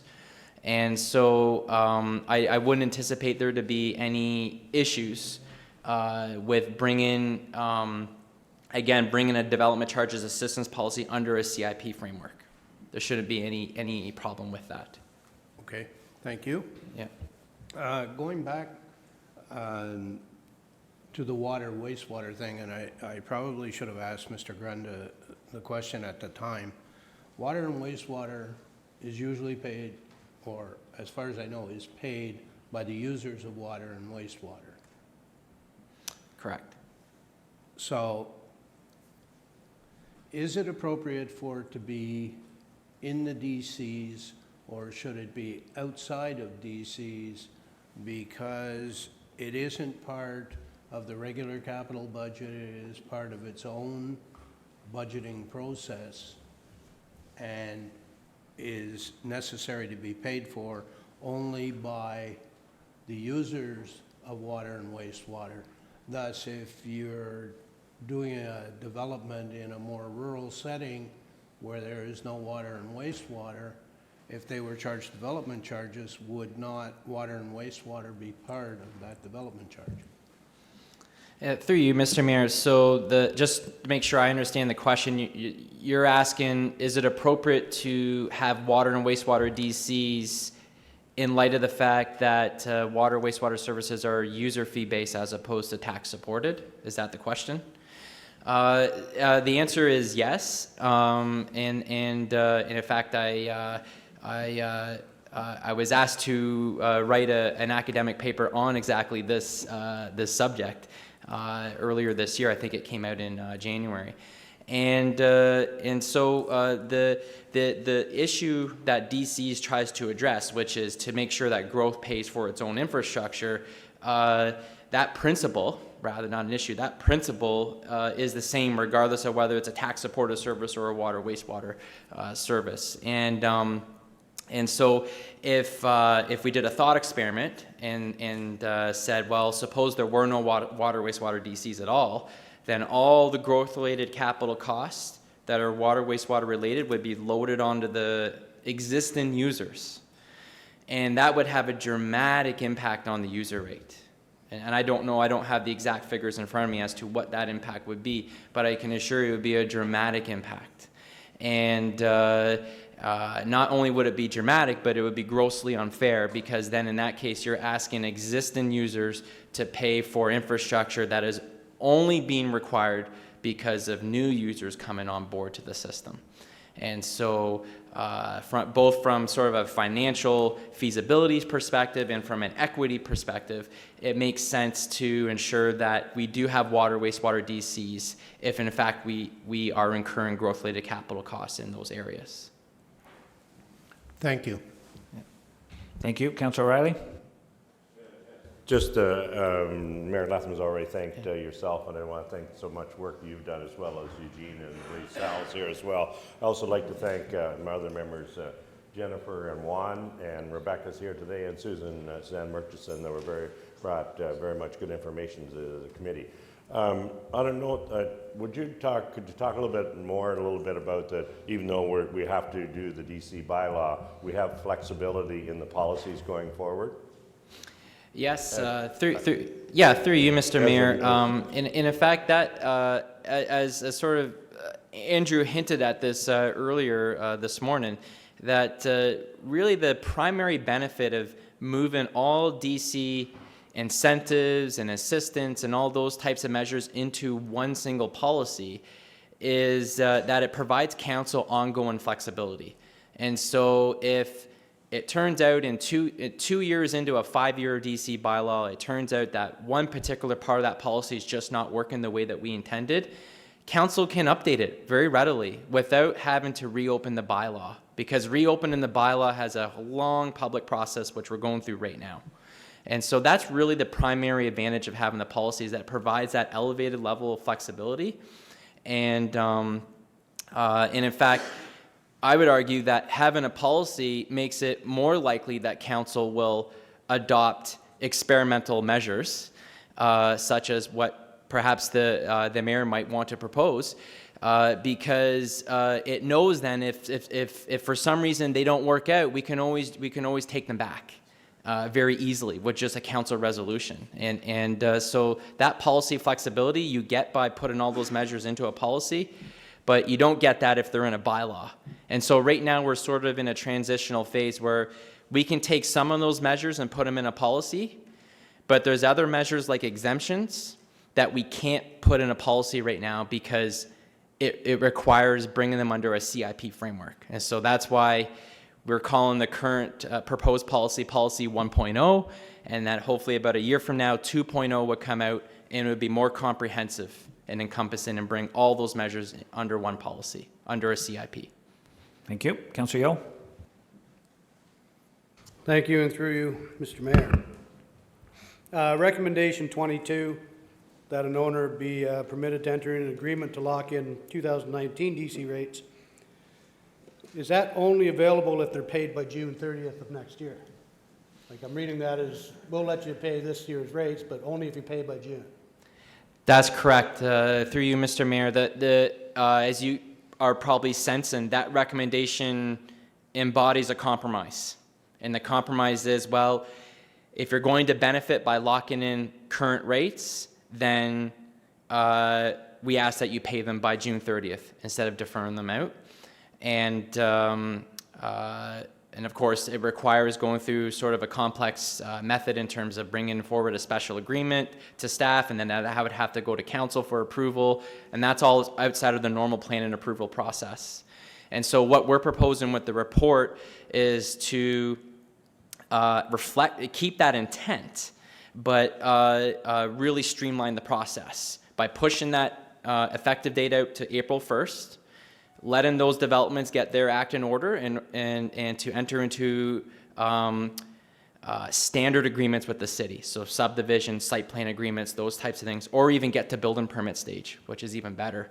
And to pay DCs under the current framework up until April 1st, if they choose to go that route. And so that's the difference between the two, other than the fact, as I mentioned earlier, that under the proposal that staff has before council, the developments will also be entitled to apply for that DC deferral exemption, which they wouldn't under the, well, it says recommendation 22, but it's supposed to be 14 on the slide. Yeah, so I hope that clarifies the two. So in other words, what staff's proposing is actually more generous than what came out of the DC task force and less complicated. Thank you. Does that help? No, it does, yes. Okay. Less complicated. You got that part, right? Yeah. Councillor Seymour Fagan, you had a question?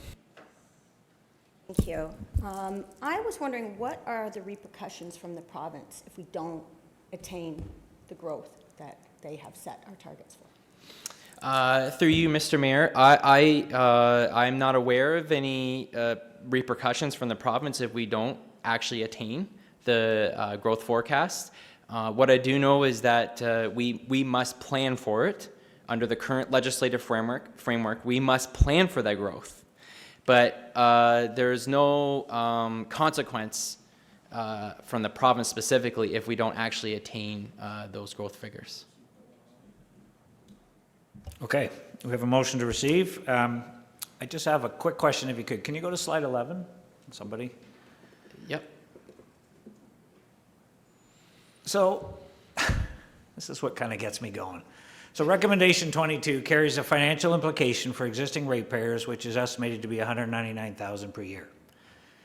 We come up with these, I totally understand where you're coming up with this number, but we're basing that number on historical growth rates based at the rate we have today, which is, let's say, 100.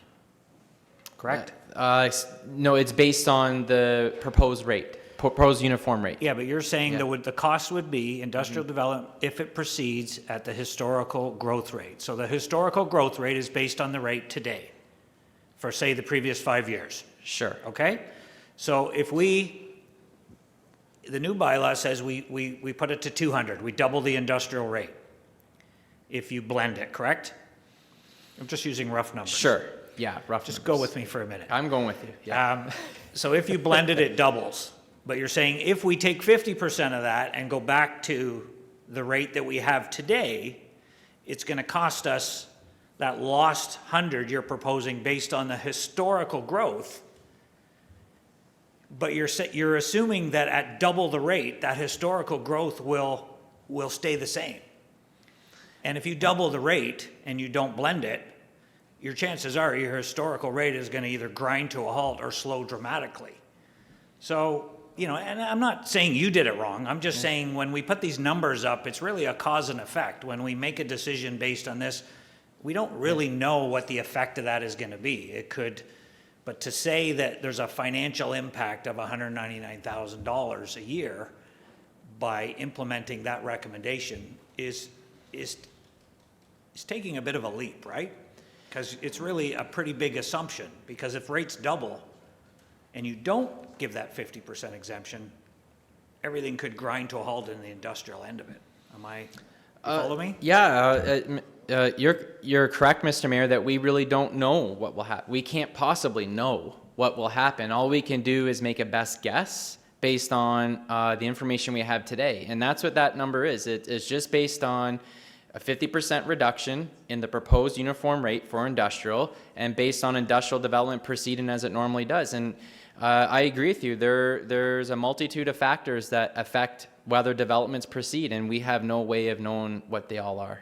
Yeah, I guess my Yeah. point is we base it on historical, Yeah. which you have to. You have nothing else to base it on. But when we start changing the numbers, we're just making assumptions that nothing changes. And when you change the numbers, it will change, either for the better or for the worse. We just don't know what that's going to be. So I think we have to take those forecasts with a grain of salt to say, this is a projection, but, realistically, it could be very different from that. It That's could be right. double that. It could be zero, Yeah. right? And that's the realism of it. Okay. That's correct, Mr. Mayor. All right, I feel better, thanks. So we have a motion to receive the presentation. All in favor? That's passed. Thank you, Adam. I appreciate that. Let's move to the report, which is item 5.2. So I'm going to read the recommendation in the report just for the public, that the report direction regarding development charges bylaw be received, that the proposed development charges DC bylaw be revised to reflect a uniform DC rate for industrial, commercial, and institutional development for each municipal service, and that a 50% DC exemption for industrial development that does not qualify for the legislated industrial DC exemption, that the effective date of the proposed DC bylaw and proposed DC assistance policy be revised from January 1st, 2020 to April 1st, 2020, and that the DC study, proposed DC bylaw, and proposed DC assistance policy as revised be presented to council for adoption at the December 10th, 2019 council meeting. Does anybody want to move that as printed? Councillor Elmsley, seconded by Councillor O'Reilly. Comments? Want to speak to it? We've heard the presentation. Councillor O'Reilly, go ahead. Just after the public meeting today, is there any consideration for further changes, or how will that be addressed going forward? It is a public meeting and here to get input. I just wondered, maybe would Andrew or Adam like to speak to that, if that's appropriate? Yeah, this is the public meeting. This is the Yeah. place to give direction for the future bylaw. So Yeah. whatever proposals you have, this is the time to do it. Go ahead. Yeah, I was just going to say exactly that. This is the time for that, and I know the mayor has a memo on deck that makes some additional recommendations that pretty much take those recommendations of staff and the Development Charges Task Force, which are going in a certain direction, and just simply going further in that direction. That's how I would characterize the mayor's memo, but certainly the mayor's correct in that this is the time for any other members of council to make any proposed changes that they wish to have considered. Thank you. Councillor Ashmore, you had a question regarding some clarification for Mr. Grenda. Do you want to? Yeah, just. Do you want to know that now? Please. Earlier in the presentation, the population, like we base everything on our population, right, of our municipality, and it said 89,000 for 2019. Was that correct, or was that like the population of City Kawartha Lakes? I always thought it was 76,000, 75,000, but it said 89,000. I'm pretty sure it said that. Is that what you're basing everything on? And is that the true population of the municipality according to the census, or where did you get that number, please? Thank you. Yeah, so as I mentioned in the presentation, as you see identified a little bit more in detail in the DC background study. So the city's policy has been, because of the significant amount of seasonal population, that the services are being provided for both permanent population as well as partial seasonal population. And so that number reflects your permanent population plus 50% of the seasonal population. Gio?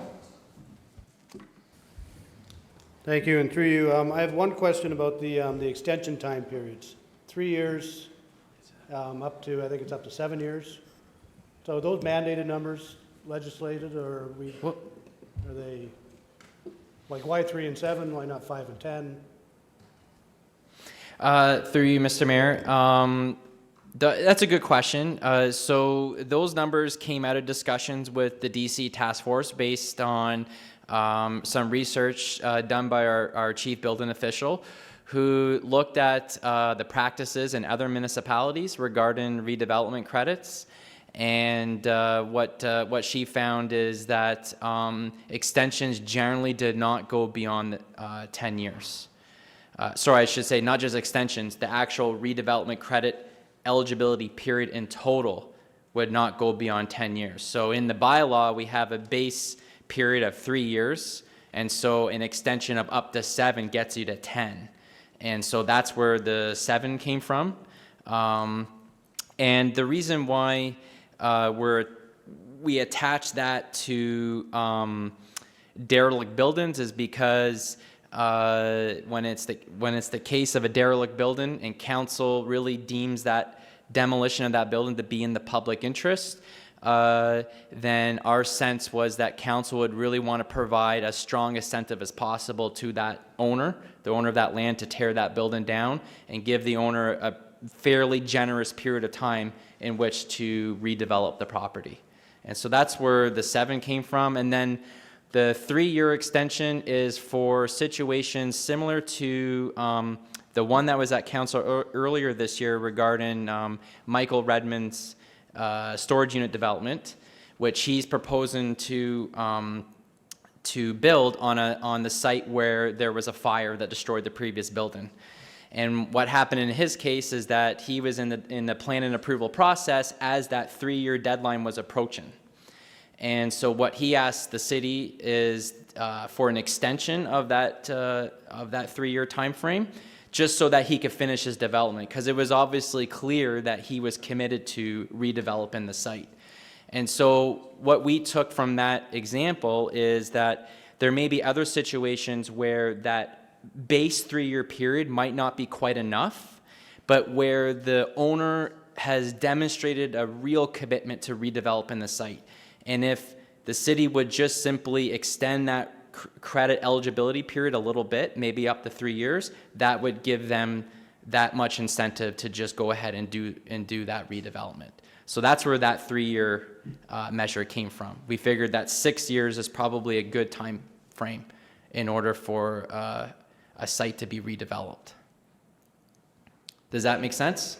It does make sense, but Okay. it also makes sense in some cases where the credit could be indefinite if we do it in public interest. Because we had some derelict buildings been there for 30 years. And I would love to see something in there about that, but I know it's probably like wishing on a star. Yeah, so. well, through you, Mr. Mayor, I would just address that last point. The danger of having an indefinite extension is then that you don't get any redevelopment, right? So there has to be a balance between having a sunset clause, but also providing sufficient time to be realistic in terms of getting a redevelopment completed. And that's what that's the balance we've tried to strike. Okay, thank you. No further questions. Everybody clear on the motion as printed in the report? All in favor? That's passed. Thank you very much. We'll move into item 5.3, which is the proposed memo from myself. I'll read the memo and see if we can get a mover and a seconder. That the April 9th, 2019 memorandum from Mayor Latham regarding a development charge review be received. That the Development Charges Task Force consider, no, sorry, wrong memo. Let me start over.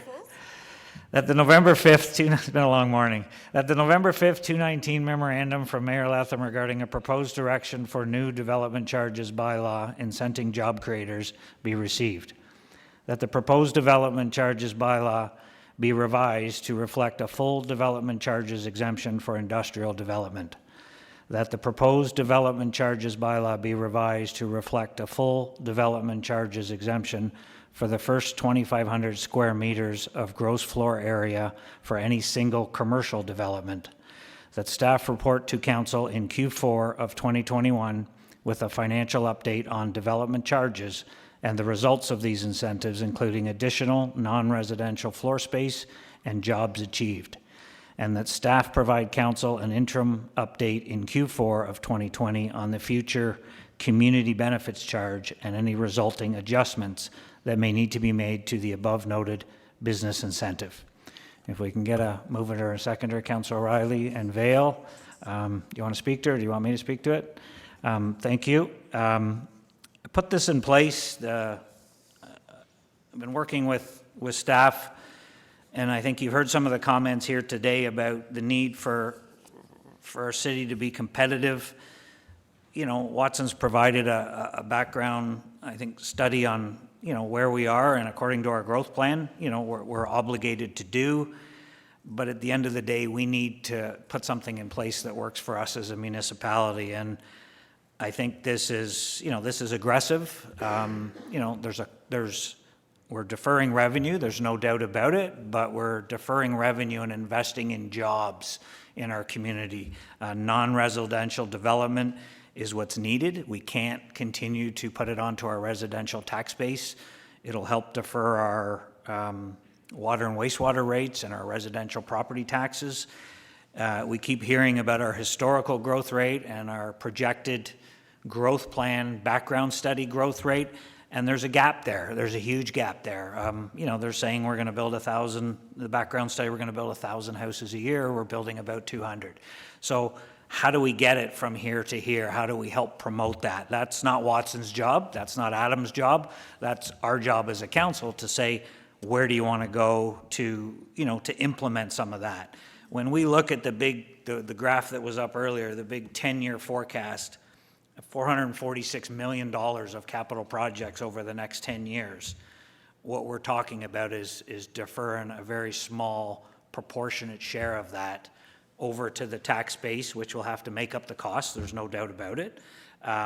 But what we defer in those costs in taxes or in the DCs will be more than made up for in property taxes. The deferral is a one-time deferral. The property taxes that could result if commercial and industrial development starts to take off is forever, or for the next 20, 30 years. So, plus the fact you add jobs to that in our community, when those people that want to fill those jobs, whether they're local or whether people have to come to our community, will help drive the residential development. And I think when we look at this as a business model moving forward, that it makes a lot of sense. I think the time is now. I think we're right on the cusp as a municipality to cross that threshold and really take off. And I think we're just looking for a little bit of a push to put us over the top. And I believe this gives us a little bit of a push, but it by no means jeopardizes our future, you know, our financial future. We still have we still have plans, we still have a financial plan. This doesn't take us anywhere outside of that plan. All it does is offer some incentives for that non-residential growth, which has been lacking in our community for quite a while. So I think it'll help put us over the top, but happy to try to clarify if there's any questions or any further comments. Councillor Yeo, did you have something? Yeah, just briefly, and I support it. In theory, it's a great idea, and I will support it. I hope that historical development is actually surpassed, and that we're actually having to fund more, because I think this is the right way to go. And you're right, it is going to cost somebody a little bit more, but in the end, it's going to come out in everybody's favor. So I do support it wholeheartedly. Thank you. Thank you.